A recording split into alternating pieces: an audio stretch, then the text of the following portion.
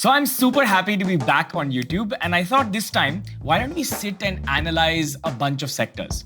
But this time, why not we try something interesting? Instead of looking at a sector like power or automobiles, why don't we analyze a holding company? Some companies like this are Bajaj Finserv, L&T Financial Holdings, and JSW Holdings. So what we'll do is, we'll talk about these three companies and one extra company that you've probably not heard of before. So why don't we begin?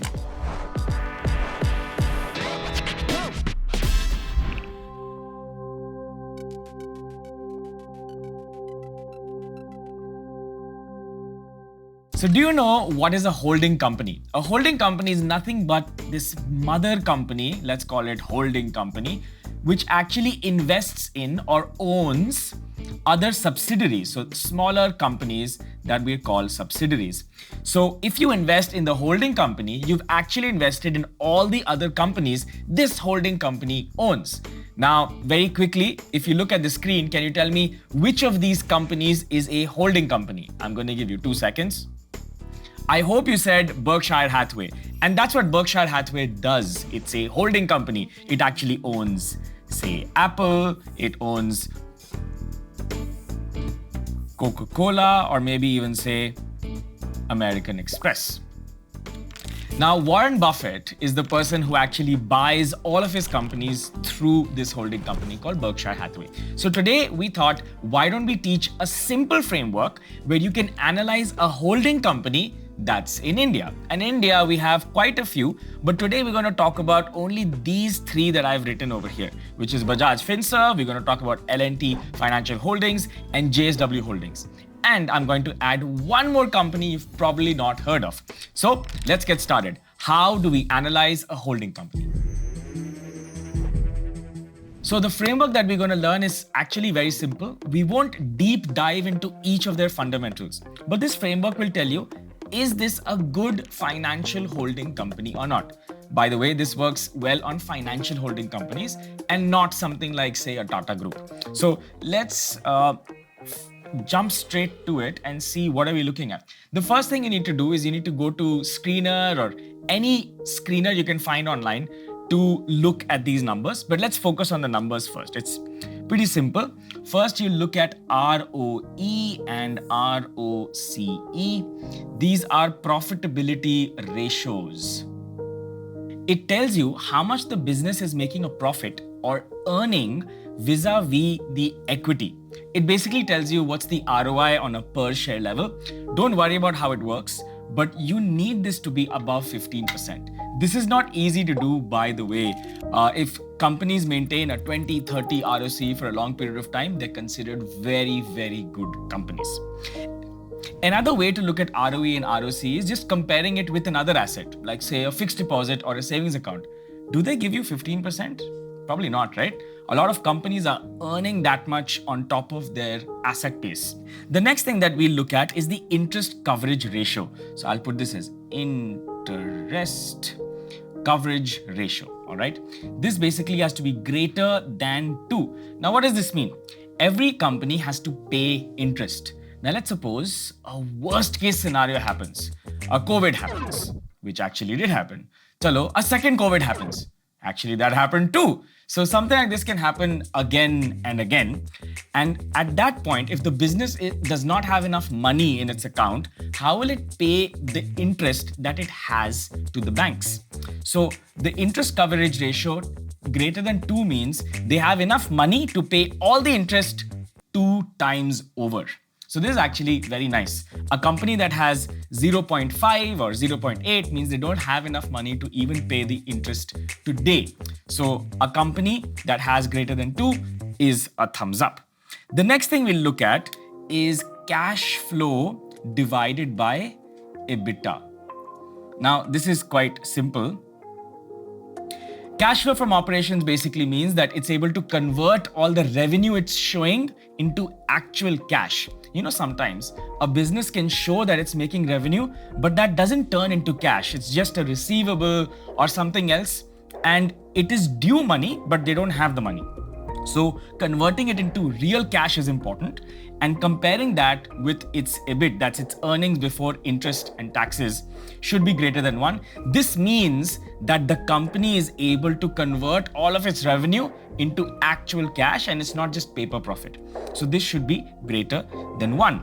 And finally, we should have something called earnings yield should be greater than 5%. This is the quick check you can do. Basically, anything above 5% is considered to be good. We'll do this. There's one more thing actually, I'll add it on the side, and this is promoter holding. This is a qualitative thing. Imagine you're buying a company and you think the future of the company is great. You have big promises, innovation ho raha hai, sab kuch ho raha hai. Lekin the owner of the company is selling his own stock. That's not good. Another problem is if you actually buy a holding company as an investment and the promoter doesn't control it. Some other investor does, like a lot of the startups nowadays. But you don't want that. You want the founders, you want the promoters to actually control the company, right?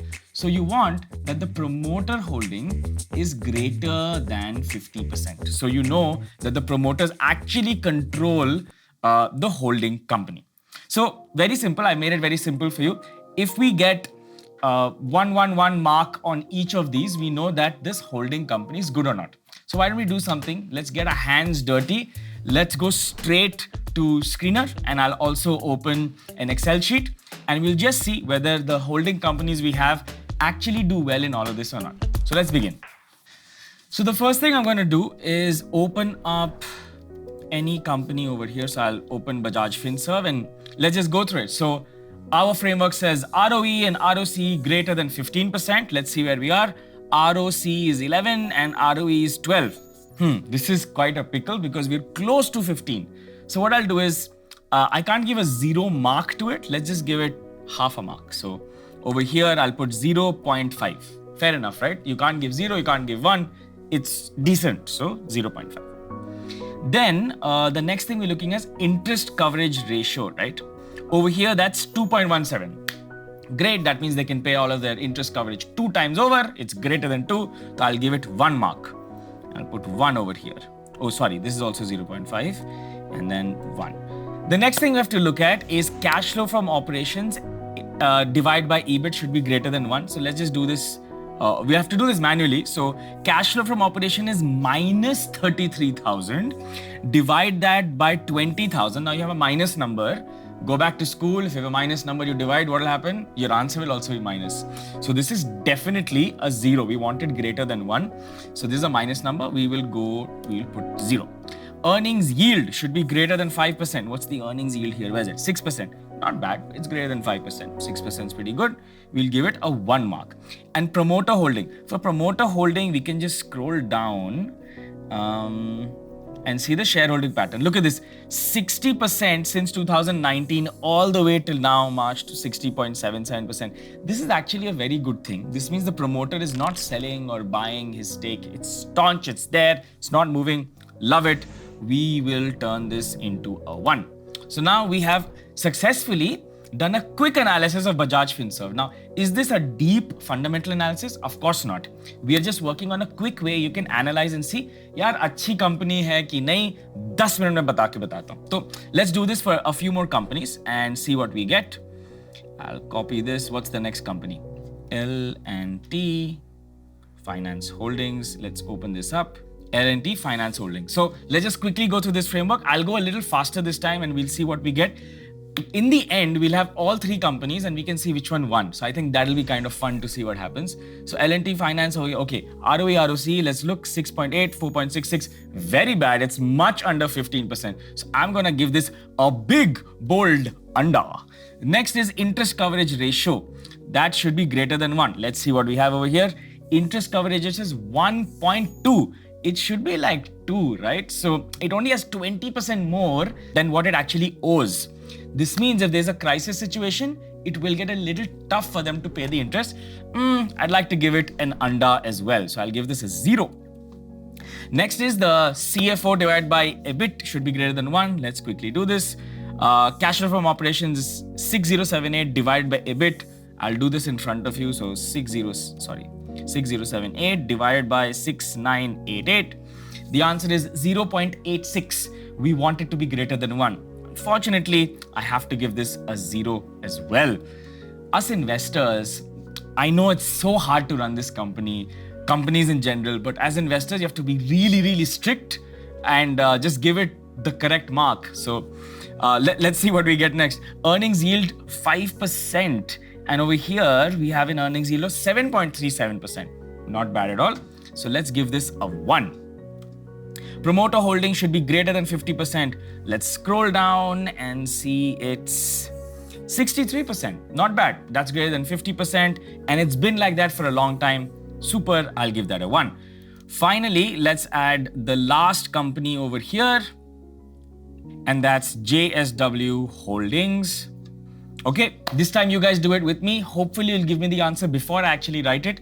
ROE, ROC greater than 15. What do we have here? ROC 1, ROE 0.8%. This is pretty obvious. I'm going to give it a big 0. 0. One thing you have to remember, don't be enamored by a brand name. Just because it's Bajaj or L&T doesn't mean that it's good. In this case, I didn't give the name. It's JSW Holdings, right? So if the numbers speak for themselves, if it's 0, it's 0. Interest coverage ratio should be greater than 2. And over here, I don't see any number. So I'll also give this a 0. CFO divided by EBIT, over here 130 divided by 180. Of course, when you do that, you will get a 0.72. This is again lower. I'm going to give it another 0. Earnings yield greater than 5%. Chalo, ye dekhte hain how it is. It's 4.8. It's pretty close, right? Let's give it a 1. I'll give it a 1. It's really close. So I'll give it a 1. And promoter holding greater than 50%. Scroll down. Let's see, where do we have? Okay, it is 66%. Now, here's the interesting thing. From September 2019, it's gone from 61% to 66%. Think as an investor, the owner of the company you've invested in is buying more of its shares. That's definitely good. I wish I could give a 2 for this, but I'll give it a 1. And we have a 1 here. So basically, Bajaj, Finserv, L&T, JSW. But here's the googly, okay? I'm going to add one more company you've probably never heard of. And let's see how that company does. Shall we do that? Okay. This company is called Kama Holdings. It's an interesting name, but it is the holding company for SRF. SRF runs a chemical business, a really good chemicals business. So let's see how this does. Kama, if you type Kama Holdings, we'll get these numbers. Let's quickly do it. So ROCE, ROE is 34% and 22%. That's pretty high. So let's give 1 point there, 1 point there. Interest coverage ratio should be greater than 2, right? Interest coverage ratio over here is, where did it go? Oh, it's 23. So they can pay 23 times the interest they owe. That's really good. I wish I could give this like a 2 or something, 1. Then we have, what's next? CFO divided by EBIT, right? So if you divide 2,133 divided by 2,709, you'll get a 0.78. I'll give it a 0. And earnings yield should be greater than 5%. Over here, the earnings yield is 27% for Kama Holding. That's really high. I'll give that a 1. Promoter holdings is greater than 50%. It's 75 throughout and it's not moved at all. Now, I know what you're thinking. I have to give a disclaimer. I don't own Kama Holdings and I don't plan to buy it also. My point was very simple. You've not heard of Kama Holdings. It has better fundamentals in this framework versus more better known brand names like Bajaj, L&T. My point's very simple. Don't buy Kama Holdings. Don't buy any of these companies. My point is, don't go after the brand name. If you're looking at any of these companies, forget about the logo, forget about how nice the ads are, forget about everything, and just look at the numbers and then look at the qualitative part later. So if you want to go deeper into any of these companies and you have more suggestions, more things you know about them, tell me about the management, tell me about the profitability, tell me about what they're going to build over the next 5 years, where the macro trends are going. Put it in the comments below. We will enthusiastically reply and debate and just understand whether these companies are good or not. This was just the starting point. I hope you found this useful. We want to make videos very, very often now. So you need to encourage us. Hit the subscribe button and write in the comments that you want more of this and you enjoyed this. Hopefully this was useful. See you in the next video.